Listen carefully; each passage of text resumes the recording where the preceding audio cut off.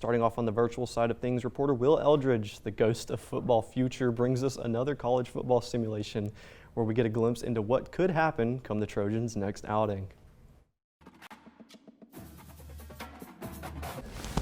Hello and welcome to a College Football 25 simulation of the Troy Trojans football season.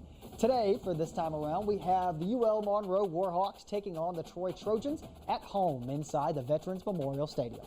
The Trojans coming off their first win of the season last weekend at home, while the Monroe Warhawks are coming off their first loss of the season after losing to Texas last week. The Trojans start their day by marching down the field on their first drive and picking up their first score of the day after number 3, Damian Taylor, breaks a couple tackles to get inside the end zone.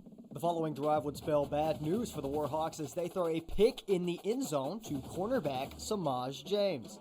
With time winding down before halftime, Crowder finds a wide open tight end Ethan Connor for another 6 for the Trojans, putting them up 14-0.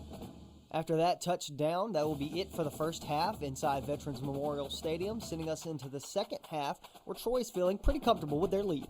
An uneventful third quarter with neither team scoring. Troy picks up a field goal in the final 2 minutes of the fourth quarter, while ULM picks up their first and only touchdown of the game with under a minute left in regulation.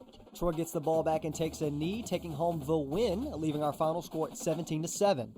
Player of the game goes to Goose Crowder after he threw for over 200 yards and 1 touchdown, with both Damian Taylor and tight end Ethan Connor picking up a touchdown on the day as well.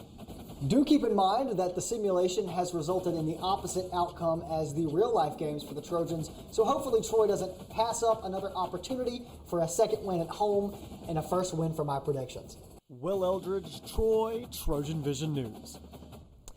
And we sure hope that Will's prediction does come to pass, because if the opposite happens once more, he could start to lose sleep at night allegedly, and he will no longer be writing my scripts for me.